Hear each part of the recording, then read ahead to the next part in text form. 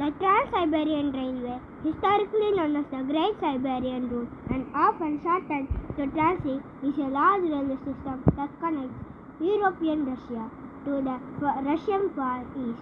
The Trans-Siberian Railway is the longest railway line in the world, stretching from Moscow to Vladivostok.